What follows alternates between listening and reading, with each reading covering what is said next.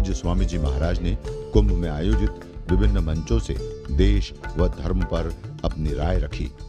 इन आयोजनों का प्रमुख कारण था भारतीय धर्म व संस्कृति की चुनौतियों पर समावेशी संस्कृति कुंभ, जिसमें पूज्य स्वामी जी महाराज ने धर्म, संस्कृति व महिला सशक्तिकरण पर अपने विचार रखे। भारत माता की, पुरुषोत्तम श्याम चंद्र की, योगेश्वर श्री कृष्ण चंद्र की, हर हर महादेव।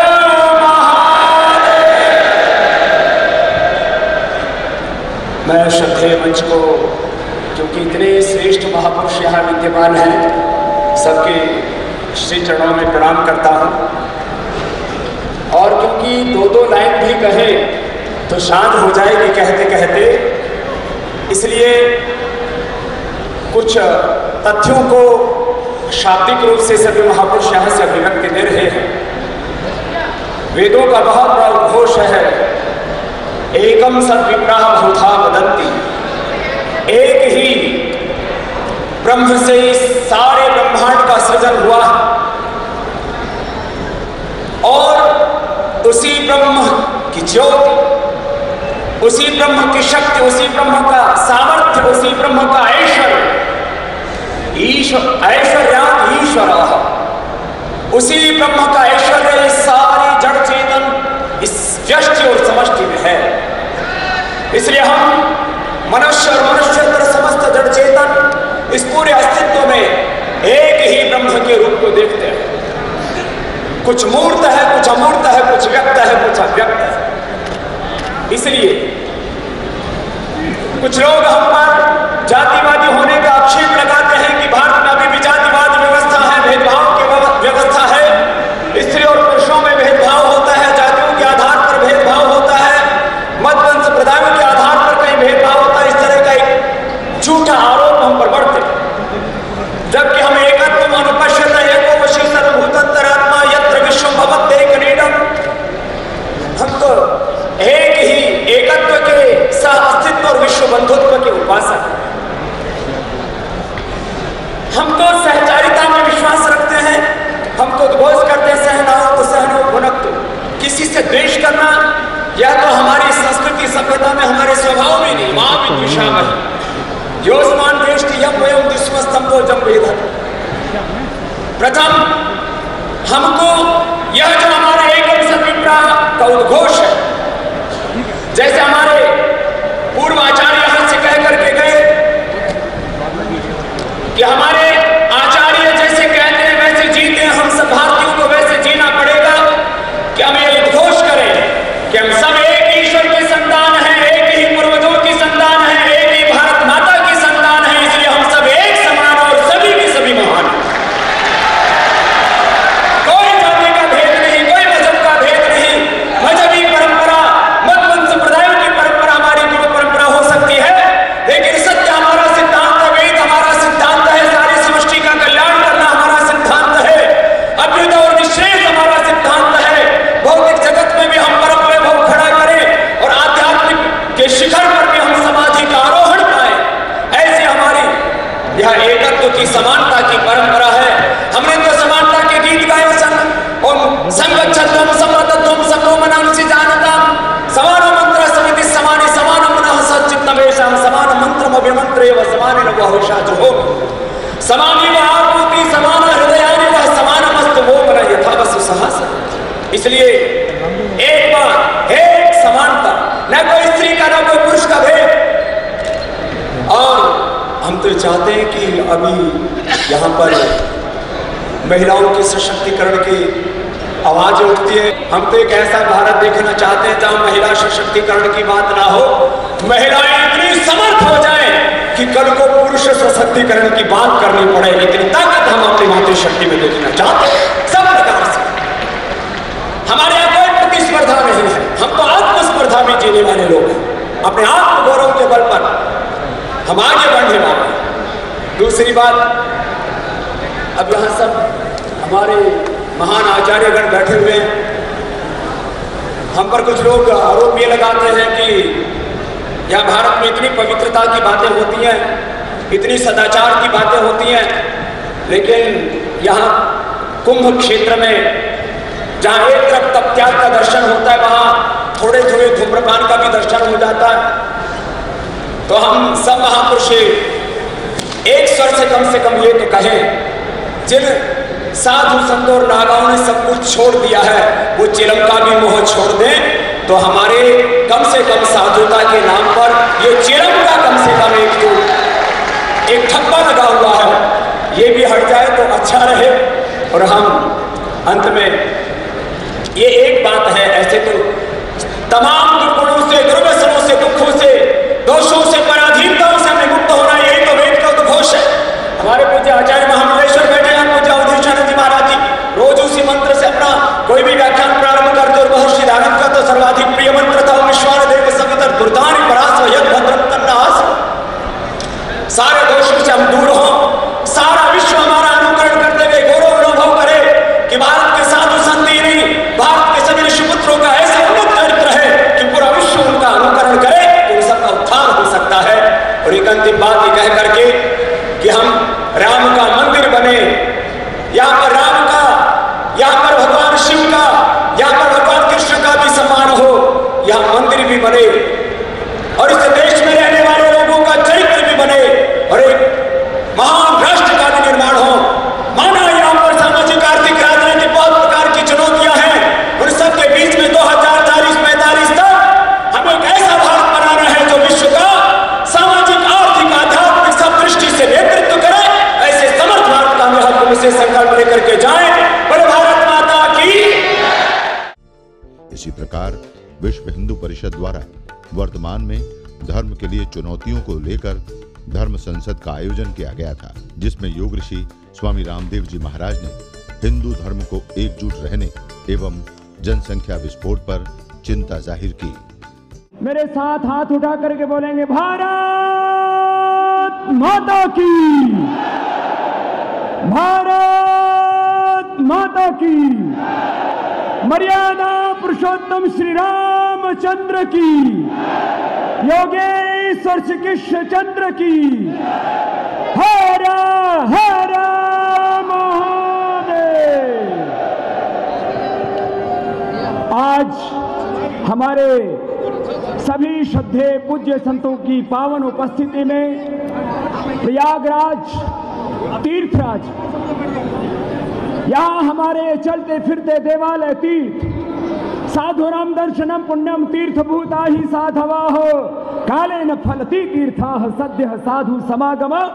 ऐसे पावन संतों की सन्निधि में हमारे श्रद्धेय प्रातः स्मरणीय पूज्यपाद शंकराचार्य श्री वासुदेवानंद जी महाराज जी और हमारे परम श्रद्धेय जगत गुरु रामानंदाचार्य श्री हंसदेवाचार्य जी महाराज जी के पावन सन्निधि में और हमारे श्रद्धेय भागवत जी चंपत लाल जी सहित और हमारे पूज्य राम जन्म भूमि न्यास के हमारे पूज्य महाराज श्री के चरणों में प्रणाम करता हुआ और आप संत एक आशा और विश्वास लेकर के आए हैं कि 1,95,08,53,119 वर्ष पुराना है भारतवर्ष, जिसने सदा से विश्व का नेतृत्व दिया है।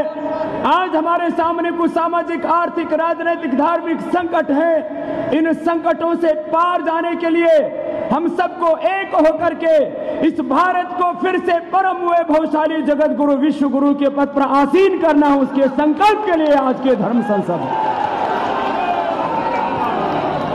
माना कि हमारे सामने प्रश्न है, चुनौतियां हैं। यहाँ अयप्पा मंदिर के संदर्भ में प्रस्ताव रखा और हमारे परम श्रद्धेय गोविंद देवगिरी जी महाराज ने हिंदू साधुओं को बांटने के नाम पर भी जो षड्यंत्र चल रहे हैं, उसके नाम पर भी यहाँ पर प्रस्ताव रखा। हमारी भारतीय संस्कृति एकत्व, सहअस्तित्व, विश्व बंधुत्व की रही है। एकता और समानता के हमने गीत गाए हैं सदा। एकत्व मनुपश्यत यत्र विश्वम भवत्येक नीडम अयम निजः परो वेति गणना लघुचैतसाम उदार चरितनाम तु वसुधैव कुटुंबकम संगतध्वम संवदध्वम सम्भो मनांसि जानताम, ये हमारी वैदिक संस्कृति के उद्घोष रहे।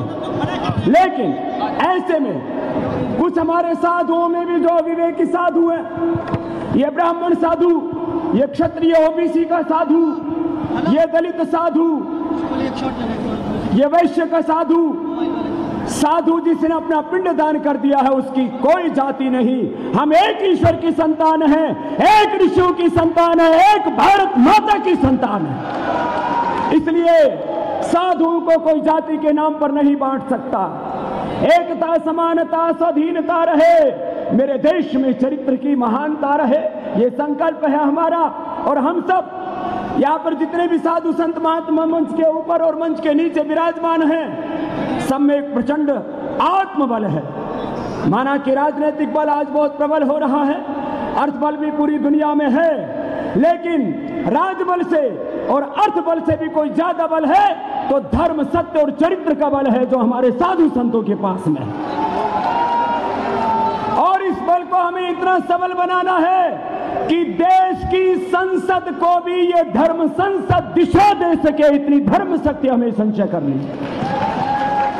और इसके लिए हम सबको अपना आत्मबल बढ़ाना पड़ेगा, हमें जनबल भी बढ़ाना पड़ेगा। एक एक साधु के पीछे एक एक, दो दो, 5-5 करोड़ लोग खड़े हो जाएं। आज वोट का जमाना है। एक साधु के कहने से कम 10, 20, 50 लाख या 1-2 करोड़ जिस दिन वोट डालने लग जाएंगे, उस दिन धर्म संसद की बात संसद में सुनी जाएगी।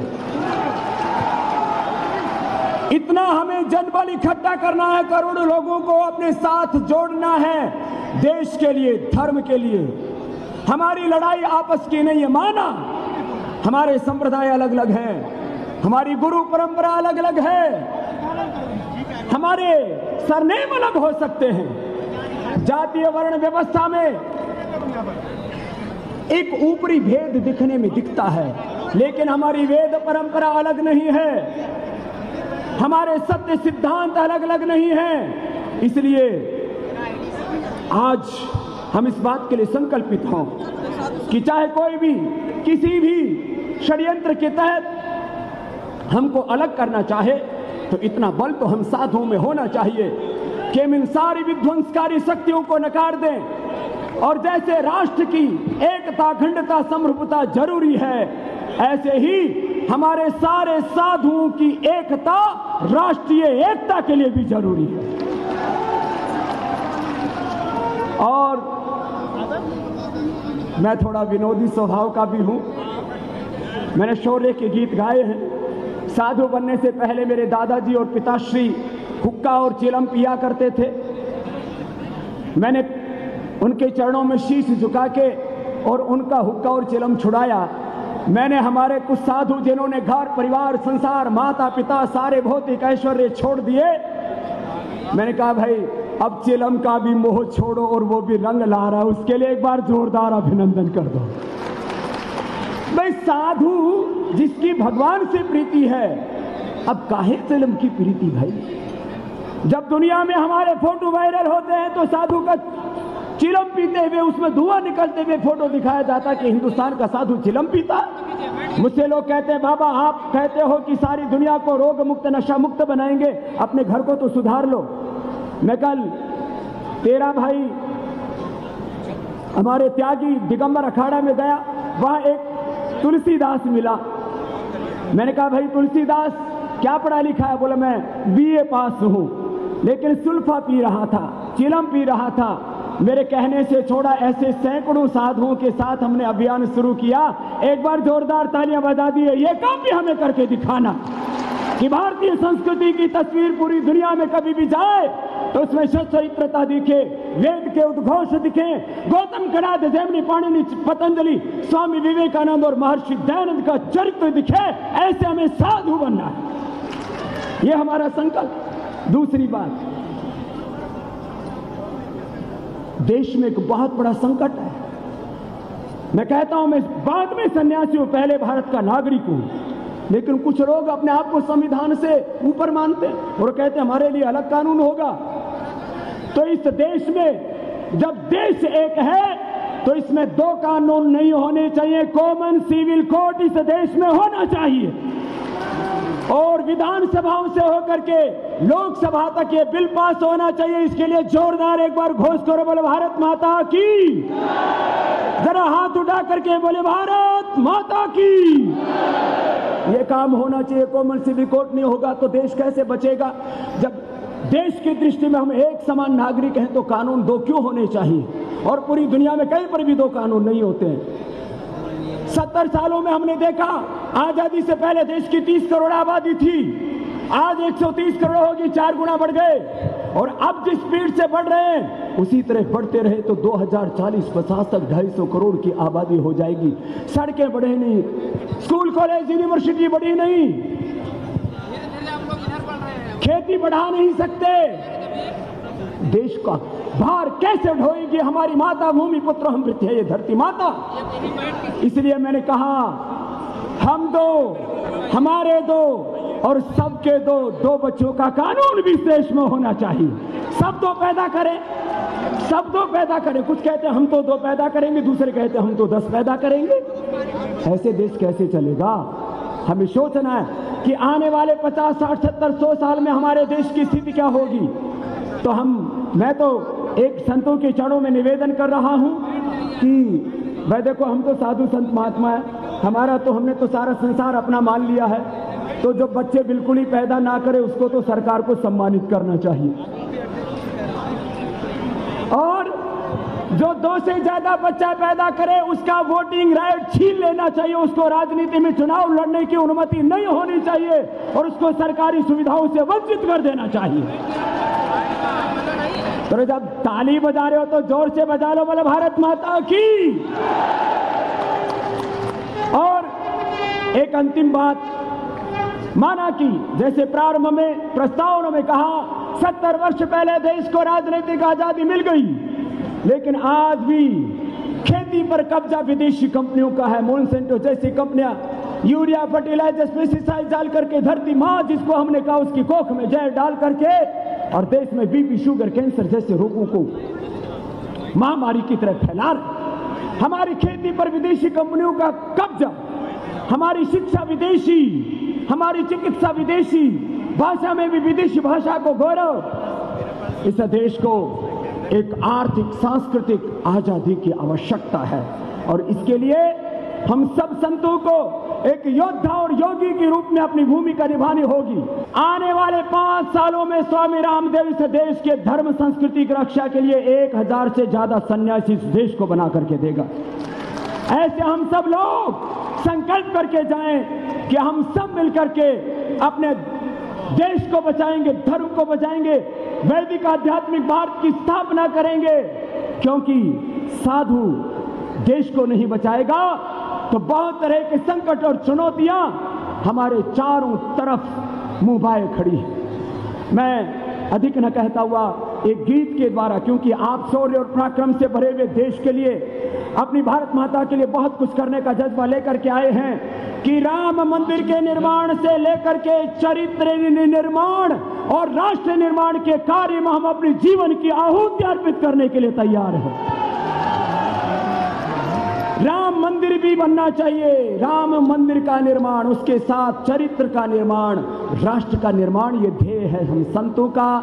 एक संकल्प गीत मेरे साथ में गाएंगे। उठो जवान देश की वसुंधरा पुकारती, उठो जवान देश की वसुंधरा पुकारती, देश है पुकारता पुकारती माँ भारती, देश है पुकारता पुकारता माँ भारती, रगों में तेरे बह रहा है खून राम श्याम का, रगों में तेरे बह रहा है खून राम श्याम का, जगत गुरु गोविंद और राजपूत शान का, तू चल पड़ा तू चल पड़ेगी साथ तेरे भारती, देश है पुकारता पुकारती माँ भारती, देश है पुकारता पुकारती माँ भारती। बोले भारत माता की।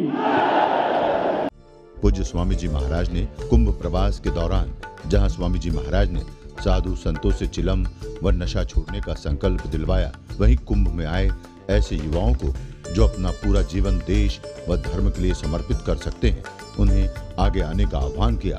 तो लगभग 20 ऐसे युवाओं ने जब अपना जीवन भगवान के काम में लगाने की इच्छा व्यक्त की तो काशनी पीठाधीश्वर पूज्य गुरु शरणानंद जी ने इन्हें अपना आशीर्वचन दिया। महाराज, मैंने एक विशेष आह्वान किया गुरु जी महाराज कि भाई जिसको साधु, सच्चा साधु, विद्वान साधु, प्रामाणिक साधु योगी बनना है, तो मैंने कहा अपना वंश तो बचाओ, जरूरी है। ब्राह्मण, क्षत्रिय, वैश्य, शूद्र, दलित, आदिवासी, वनवासी, भारतवासी, अपना अपना वंश बचाओ, लेकिन अपने वंश के साथ ऋषियों का वंश भी हमें बचाना है। अपने गुरुओं की परंपरा, आचार्यों की परंपरा, ऋषियों की परंपरा, उसमें भी तपस्वियों की दो मार्ग हैं, एक पितृयान, ये देवयान मार्ग। इस देवयान मार्ग पर जो चलने के लिए तैयार हैं, तो मैंने कहा आ जाओ ऊपर। तो ये महाराज BA, MA, LLB और कुछ 10वीं 12वीं वाले भी हैं। कितने? 19 बच्चे आ गए। हाँ, वो बेटियां थोड़ी कम है, नहीं विश्वविद्यालय में लड़के ज्यादा हैं शायद, यहाँ पता नहीं, कुछ ऐसा ही चक्कर है। तो यहां 19 तो वो हो गए और 20वां तुलसीदास, तो पूरे हो गए 20 का आंकड़ा। जोरदार तालियां हो जाए। तो महाराज आज हमको 20 साधुओं की दक्षिणा मिली है, जोरदार ताली बजाओ। और इनको मैंने बोला फिर तपस्या करनी पड़ेगी, विद्या की तपस्या, व्रतों की तपस्या। विद्या स्नातक, व्रत स्नातक, माने विद्या तो पढ़ो ही पढ़ो, साथ में जो व्रत हैं जीवन के, जो मर्यादाएं हैं जीवन की, उनका पालन करो। तो सब तैयार हो ए जवानों? तो हमने कहा कि अपने आप को ऋषियों के रूप में तैयार करना चाहते हैं तो ऋषियों का वंश भी बचेगा। तो मैंने पूज्य गुरुजी को कहा कि इनको भी आशीर्वाद दो, इन जवानों को भी। हाँ, ये नए साधु बनेंगे ना। ए बच्चों, तुम इधर से इधर आ जाओ, पीछे से उठ के आओ इधर, और यहाँ इधर बैठो इधर, तो गुरुजी के सामने दिखोगे तो सही। महाराज ऐसे साधु, जवान साधु बनने चाहिए। बेटियां ज्यादा नहीं थी, लेकिन एक तो आई गई महाराज। क्या नाम बेटा? नम्रता। तो भाई एक बीज, मैंने कहा हमारे यहाँ महाराज आपने तो देखा ही है, सब विद्वान और विदुषियां दोनों तैयार कर रहे हैं हम। तो एक बेटी खड़ी हो जा बेटी, एक तो आई तो मातृशक्ति का भी प्रतिनिधित्व हो गया। जोरदार तालियां हो जाए। नम्रता क्या पढ़ी है बेटा? मैथ से MSc। आप भी तो MSc हो महाराज जी। MSc भी है, फिर व्याकरण, दर्शन और सारे शास्त्र पढ़े महाराज जी ने। ये डबल वाले, भौतिक विद्या भी पढ़ी है और आध्यात्मिक विद्या भी। ऐसे हमारे पूर्वज अपरा और परा विद्या दोनों में निष्णात होते थे। यही हमारे ऋषियों की परंपरा है। महाराज इनको आशीर्वाद दो। और बाकी ये भी खड़े हैं कतार में, हो सकता है तो कुछ कुछ को बीच में खड़े हैं, इधर जाएं कि इधर जाएं, है ना? हाँ। कृष्णाय वासुदेवाय हरये परमात्मने प्रणतक्लेशनाशाय श्री गोविंदाय नमो नमः। ठाकुर हमरे रमण बिहारी, हम हैं रमण बिहारी के। साधु सेवा धर्म हमारा काम, न दुनियादारी से। कोई भला कहो चाहे बुरा कहो, हम हो चुके रमण बिहारी के। श्री रमण बिहारी लाल की जय। सतगुरुदेव भगवान की। अब हमारे हृदय में कितनी प्रसन्नता हो रही है, ये व्यक्त करने की बात नहीं है। हाँ, अब ठीक है। पूज्य स्वामी विवेकानंद जी महाराज कहा करते थे, युवाओं को संन्यास लेना चाहिए। ये बात महर्षि दयानंद कहते हैं। महर्षि दयानंद जी, हाँ। जो देश धर्म जाति का उपकार करना चाहे वो यत्न पूर्वक ब्रह्मचारी रहे। और मैं अपने जैसे सैकड़ों आज ब्रह्मचारी बनाना चाहता हूं। और यही बात विवेकानंद जी कहते थे कि मैं 100 नचिकेता बनाना चाहता हूं। स्वामी जी ने जब रामकृष्ण मिशन बनाया तो उसका सबसे बड़ा एक नियम है, उसका ट्रस्टी जो बाल ब्रह्मचारी सन्यासी वही हो सकता है, गृहस्थ के बाद जो सन्यासी हो उसको ट्रस्टी नहीं बनाया जाता, वह कठोर। और उस ट्रस्ट का जो अध्यक्ष है वो भी सन्यासी ही हो सकता है। सारे ट्रस्टी भी सन्यासी ही हैं। और यही परंपरा महाराज पतंजलि योगपीठ वाह वाह वाह के शिष्य ने करा। बहुत बढ़िया, वो परंपरा बढ़ रही है। हमको वही तो प्रसन्नता हो रही है कि रामकृष्ण मिशन का जो ट्रस्टी है वो ब्रह्मचारी ही होना है। और पहले तो केवल 10वां पास था, जबकि अब शायद अगर ग्रेजुएट से कम पढ़ा है तो उसको प्रवेश ही प्राप्त नहीं होता है। ये वहाँ का नियम है, क्योंकि वो हमारा, मेरी अपनी संस्था मैं मानता हूँ उसको, बल्कि वो हमको अपना मानते हैं, वो ज़्यादा ठीक है। वो हमको अपना मानते हैं, इसलिए कह रहा हूँ। तो हमारा सभी के अपने तो क्योंकि वो हमको मानते, इसलिए मैंने कहा कि उस संस्था में हमारी अब ग्रेजुएट से नीचे पहले रखते नहीं, फिर पहले ब्रह्मचारी रूप में उसको शिक्षा देते, सेवा की, समर्पण की और ब्रह्मचर्य की। और सेवा करने में और ब्रह्मचर्य में, साधन में यदि वो समर्पित दृष्ट होता है तो फिर उसको कुछ दिनों के लिए कोर्स करने के लिए मठ में, बेलूर मठ में, उसी संस्था में भेजा जाता है। चाहे कोई कितना विषय का पढ़ा हो, उसको संस्कृत अवश्य पढ़नी पड़ती, व्याकरण, उपनिषद इत्यादि पढ़ा करके और फिर उसको संन्यास दिया जाता है। पतंजलि योगपीठ में हमको प्रसन्नता है कि प्रारंभ से ही शिक्षा के ऊपर ध्यान दिया गया। वो चाहे शारीरिक शिक्षा हो, चाहे आध्यात्मिक शिक्षा हो और चाहे भौतिक शिक्षा हो। वहाँ पर भौतिक शिक्षा के भी साधन हैं, आध्यात्मिक शिक्षा के भी साधन परिपूर्ण मात्रा में हैं और शारीरिक शिक्षा के लिए भी पूरी व्यवस्था है, जिसका तन, मन और बुद्धि तीनों संयत है, जो अपने केवल शरीर को ही नहीं, इंद्रियों को ही नहीं, अपने मन के ऊपर भी नियंत्रण कर सकता है। और वो नियंत्रण कुछ कालिक नहीं, सार्वकालिक कर सकता है। ऐसा नियंत्रणकारी, विवेकधारी यति ही सन्यास का अधिकारी होता है। अन्य किसी आश्रम वाले का किंचित स्खलन स्वीकार किया जाता है, सन्यासी के स्खलन की कल्पना भी नहीं की जाती है। इसलिए बच्चों, आप लोग जो इसमें प्रवेश करने के लिए अभीप्सा लेके आए हो, एक बहुत बड़े यति की प्रेरणा लेकर के आए हो, तो पहले मन में ये दृढ़ संकल्प करो कि मेरे कारण मेरे गुरु के ऊपर कोई कलंक नहीं लगने पाएगा। सबसे बड़ा यति वही है जो ऐसी कोई चेष्टा नहीं करता है जो उसके गुरु के नाम के ऊपर कलंक लगाए।